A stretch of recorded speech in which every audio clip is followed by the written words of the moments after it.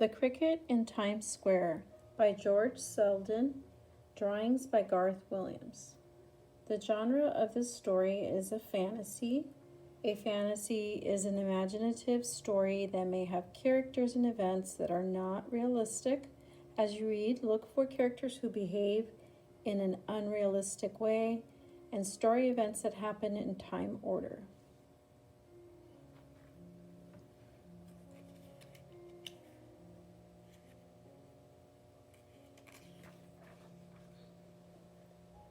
Hopping into a picnic basket, Chester Cricket finds himself in New York City, far away from the Connecticut tree stump he calls home. Mario Bellini finds Chester near his parents' newsstand in the Times Square subway station. He begs his parents to let him keep the cricket as a pet. While living in the Bellini's newsstand, Chester makes friends with two of the residents of the subway station, Harry Cat and Tucker Mouse. Mario buys a cricket cage so Chester can have his own house. One night, Chester's new friends free him from his cage. Tucker Mouse snuggles into Chester's cage to sleep. Harry Cat purred his chuckle. "Good night, Chester," he said. "I'm going back to the drain pipe where I can stretch out." He jumped to the floor. "Good night, Harry," Chester called. Soft and silent as a shadow, Harry slipped out the opening in the side of the newsstand and glided over to the drain pipe. Chester hopped into his matchbox. He had gotten to like the feeling of the tissue. It was almost like the spongy wood of his old stump and felt much more like home than the cricket cage. Now they each had their own place to sleep. "Good night, Tucker," Chester said. "Night, Chester," Tucker answered. Chester Cricket burrowed down deeper into the tissue. He was beginning to enjoy life in New York. Just before he fell asleep, he heard Tucker Mouse sighing happily in the cage. "Good night, Tucker. Night, Chester." Chester Cricket was having a dream. In his dream, he was sitting on top of his stump back in Connecticut, eating a leaf from the willow tree. He would bite off a piece of leaf, chew it up, and swallow it. But for some reason, it didn't taste as good as usual. There was something dry and papery about it, and it had a bitter flavor. Still, Chester kept eating, hoping that it would begin to taste better. A storm came up in his dream. The wind blew clouds of dust across the meadow. They swirled around his stump, and Chester began to sneeze because the dust got in his nose. But he still held on to the leaf, and then he sneezed such a big sneeze that it woke him up. Chester looked around him. He had been walking in his sleep, and he was sitting on the edge of the cash register. The storm had been a gust of air that blew into the newsstand when the shuttle pulled up to the station. He was still choking from the dirt that flew around him. Chester looked down at his two front legs, half expecting to find the willow leaf. But it was no leaf he was holding. It was a $2 bill, and he had already eaten half of it. He dropped the bill and leaped over to the cricket cage, where Tucker Mouse was sleeping peacefully. Chester shook the silver bell furiously. It rang like a fire alarm. Tucker jumped out from under his blanket of dollar bills and ran around the cage shouting, "Help! Fire! Murder! Police!" Then he realized where he was and sat down panting. "What is the matter with you, Chester?" he said. "I could have died from fright." "I just ate half a $2 bill," said Chester. Tucker stared at him with disbelief. "You did what?" he asked. "Yes," said Chester. "Look." He fetched the ruined $2 bill from the cash register. "I dreamed it was a leaf, and I ate it." "Oh, oh, oh," moaned Tucker Mouse. "Not a $1 bill, not even a $1 bill and a 50-cent piece. $2 you had to eat. And from the Bellinis, too. People who hardly make $2 in 2 days. What am I going to do?" asked Chester. pack your bags and go to California," said Tucker. Chester shook his head. "I can't," he said. "They've been so good to me. I can't run away." Tucker Mouse shrugged his shoulders. "Then stay and take the rap," he said. He crept out of the cage and examined the remains of the money. "There's still half of it left.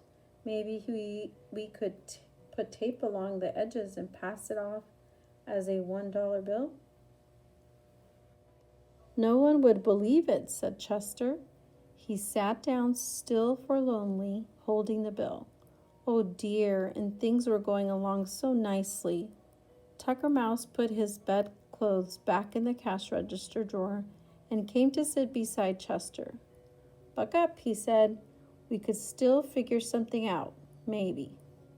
They both concentrated for a minute, then Tucker clapped his paws and squeaked, "I got it! Eat the rest of it, and they'll never know what happened." "They'd accuse each other of losing it," said Chester. "I don't want to make any bad feelings between them." "Oh, you're so honorable," said Tucker. "It's disgusting. Besides, it tastes bad," added Chester. "Then how about this?" Tucker had a new idea. "We could frame the janitor who cleans the station. I'll take the evidence over and plant it in his water closet. He whooped me with a mop last week. I would be glad to see him go to jail for a few days."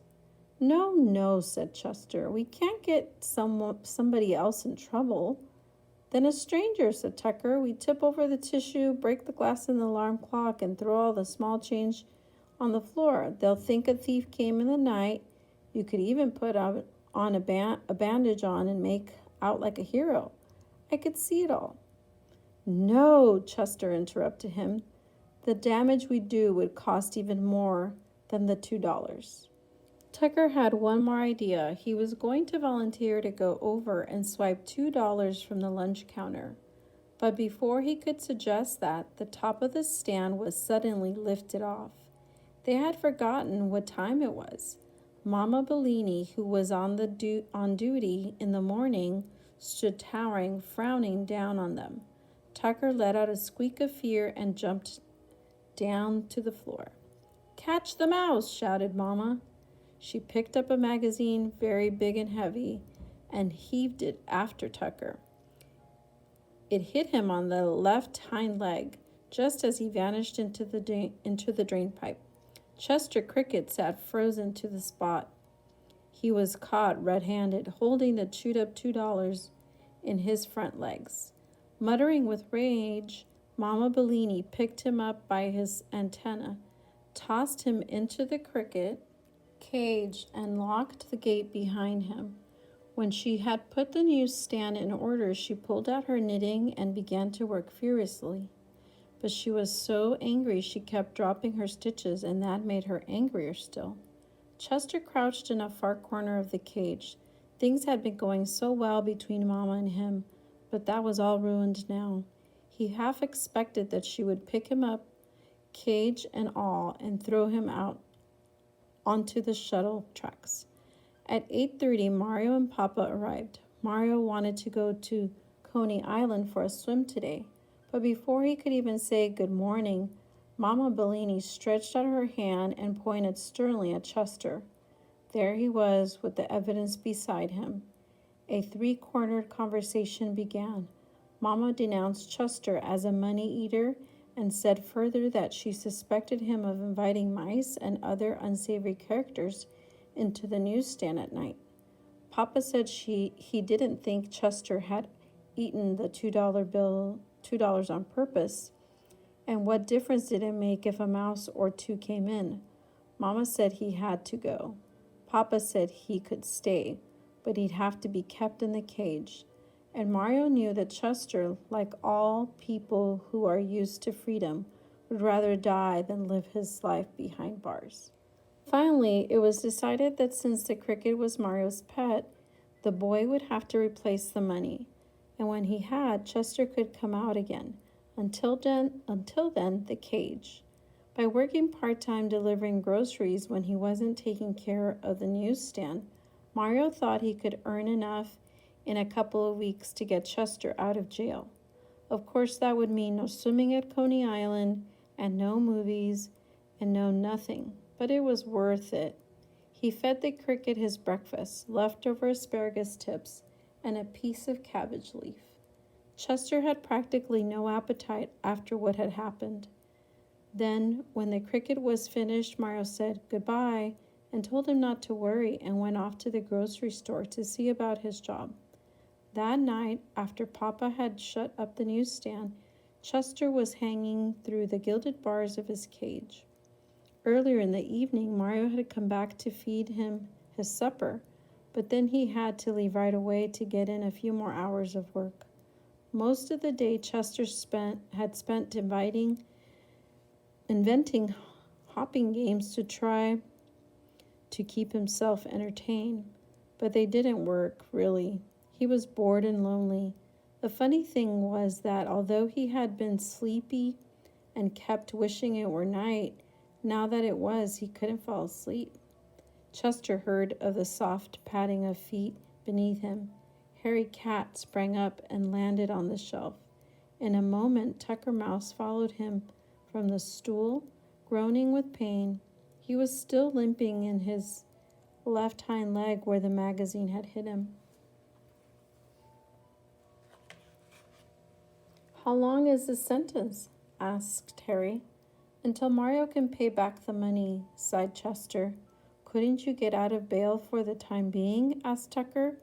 "No," said Chester. "And anyway, nobody has any bail. I'm surprised they let me off that easily." Harry Cat folded his front paws over each other and rested his head on them.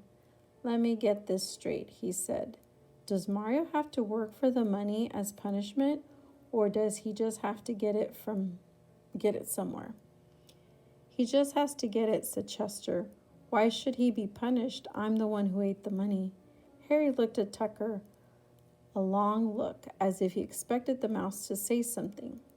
Tucker began to fidget. "Say, Chester, you want to escape?" he asked. "We can open the cage. You could come and live in the drain pipe." "No," Chester shook his head. It wouldn't be fair to Mario. I'll just have to serve out the time." Harry looked at Tucker again and began tapping one of his paws. "Well?" he said finally. Tucker moaned and massaged his sore spot. "Oh, my poor leg. That Mama Bellini can sure heave a magazine." "Feel the bump, Harry," he offered. "I felt it already," said Harry. "Now enough of this stalling. You have money." "Tucker has money?" said Chester Cricket. Tucker looked nervously from one to the other. "I have my life savings," he said in a pathetic voice. "He's the richest mouse in New York," said Harry. "Old Moneybags Mouse, he's known as." "Now wait a minute, Harry," said Tucker. "Let's not make too much from a few nickels and dimes. How did you get that money?" asked Chester. Tucker Mouse cleared his throat and began wringing his two front feet. When he spoke, his voice was all choked up with emotion. "Years ago," he said, "when yet a little mouse I was, tender in age and lacking in experience, I moved from the sweet scenes of my childhood, 10th Avenue, that is, into the Times Square subway station. And it was here that I learned the value of economicness, which means saving. Many an old mouse did I see, crawling away unwanted to a poor mouse's grave, because he had not saved. And I resolved that such a fate would never come to me. All of which means that you've got a pile of loot back there in the drain pipe," said Harry Cat. "Just a minute, please, if you wouldn't mind," said Tucker. "I'll tell it in my own way." His voice became high and pitiful again. "So for all the long years of my youth, when I would have been gamboling, which means playing with the other mousies, I saved. I saved paper, I saved food, I saved clothing." "Save time and get to the point," said Harry. Tucker gave Harry a sour smile. "And I also saved money." he went on. In the course of many years of scrounging, it was only natural I should find a certain amount of loose change. Often, oh, often, my friends, Tucker put his hand over his heart, would I sit in the opening of my drain pipe, watching the human beings and waiting, and whenever one of them dropped a coin, however small, pennies I love, I would dash out at great peril to life and limb and bring it back to my house. Ah, when I think of the tramping shoes and the dangerous galoshes, many times have I had my toes stepped on and my whiskers torn off because of these labors. But it was worth it. Oh, it was worth it, my friends. On account of now I have $2, 2 half dollars, 5 quarters, 2 dimes, 6 nickels, and 18 pennies tucked away in the drain pipe, which makes $2.93, said Harry Cat after doing some quick addition. And proud I am of it, said Tucker Mouse. If you've got all that, why did you want to sleep on the $2 bills in the cricket cage? Asked Chester. No folding money yet, said Tucker. It was a new sensation. You can get Chester out and still have 93 cents left, said Harry Cat. But I'll be ruined, whimpered Tucker. I'll be wiped out. Who will take care of me in my old age? I will, said Harry. Now stop acting like a skinflint and let's get that money. Chester rang the silver bell to get their attention. I don't think Tucker should have to give up his life savings, he said. It's his money and he can do what he wants with it. Tucker Mouse poked Harry in the ribs. Listen to the cricket, he said, acting noble and making me look like a bum. Of course I'll give the money. Wherever mice are spoken of, never let it be said that Tucker Mouse was stingy with his worldly goods. Besides, I could think of it as rent I pay for sleeping in the cage, in order that Tucker could sleep at least one of each kind of coin.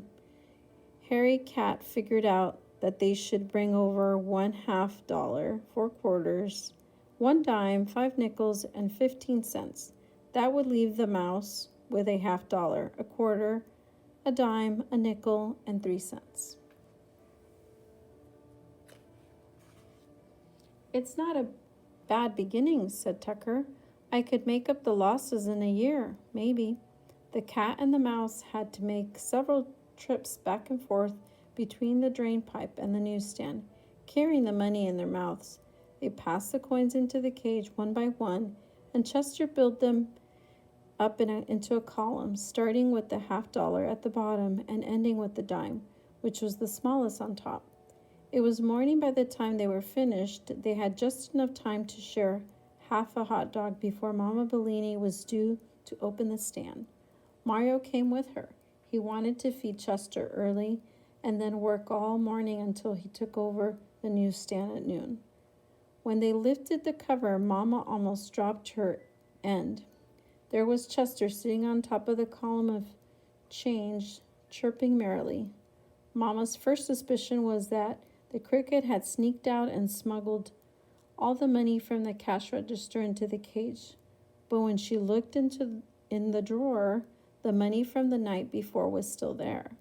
Mario had the idea that Papa might have left it as a surprise. Mama shook her head. She would certainly have known if he had $2 to leave anybody. They asked Paul, the conductor, if he'd seen anyone around the newsstand. He said no. The only thing he'd noticed was the big cat who sometimes prowled through the station had seemed to be busier than usual last night, and of course they knew he couldn't have had anything to do with replacing the money. But whoever left it, Mama Bellini was true to her word. Chester was allowed out of the cage, and no further questions were asked. Although she wouldn't have admitted it for the world, Mama felt the same way about money that Tucker Mouse did. When you had it, and you didn't bother too much about where it came from. There was Chester sitting on the top of the column of change, chirping merrily. Grammar Lesson 23, Present Tense Verbs. A verb's tense refers to time. A verb in the present tense tells about an action that happens now or happens over and over. A sentence that shows what happens now would be, Tucker lives in the subway. A sentence that shows how an action happens over and over would be, many trains pull into the station every day. In sentence 1, Harry sleeps in the drain pipe. Sleeps shows an action that happens over and over. 2, Chester misses his tree stump. That action happens now. 3, the three friends enjoy each other's company. Enjoy shows an action that happens now. 4, Tucker limps onto the counter. Limps shows an action that happens now. 5, the Bellinis sell newspapers. Sell is an action that happens over and over. 6, Mario delivers groceries day after day. Delivers is an action that happens over and over. Subject-verb agreement. Subjects I, you, we, they. The verb endings do not add an ending. The examples would be, they live in New York. There could be plural nouns such as trains, compound subjects such as Harry and Tucker. He, she, it. They add s to most verbs. The train stops. Singular noun, the train. Add es to verbs and end with sh, ch, s, double s, z, or double z. Chester munches. And they also change y to I and add es to verbs that end in y. Tucker tries. Number 1, Chester leaps onto the counter. 2, Tucker and Harry visit Chester's cage. And here are the different forms of the verb be. So if the subject is I, then the form is like, I am a teacher. And then subject, if it's you, we, they, or plural nouns such as a cat and a mouse, they are thinking of a plan. He, she, it, those are singular nouns. The newsstand is closed. So for numbers 3 and 4 here, these are the correct forms of the verb be. Number 3 would be, I am curious about New York. And number 4, the Bellinis are in the newsstand now. Practice page 81. Circle the correct present tense form of the verb in the parentheses. Number 1, a cricket jumps high in the air. 2, it has strong legs. 3, do you see many crickets in the city? 4, the big cat looks at the small insect. 5, the mice hide behind the cupboard. 6, at the newsstand, workers sell newspapers. 7, the subway travels underground. Go ahead and complete numbers 8 and 9 and 10 on your own. The bottom part asks you to rewrite each sentence and to use the correct present tense form of the verb in parentheses. Number 11, many birds eat insects. Eat is the correct verb tense. 12, a cricket rubs its wings together to make a noise. Rubs is the correct verb tense. 13, an insect has 3 body parts. has is the correct verb tense. Go ahead and finish up 14 on your own. Practice page 82. Write the form of the verb be in each sentence, then write whether the subject is singular, remember that's one, or plural, more than one. Number 1, they are at the theater already. Are is plural. 2, I am late for the show. Am is singular. 3, her shoes are red. Are is plural. 4, the show is fantastic. Is singular. For the bottom section, they want you to rewrite each sentence with the correct present tense form of the verb be. Number 5, this neighborhood is near Times Square. 6, many beautiful theaters are here. 7, I am amazed at the city's enormous size. 8, there is so much to see. Go ahead and finish 9 and 10.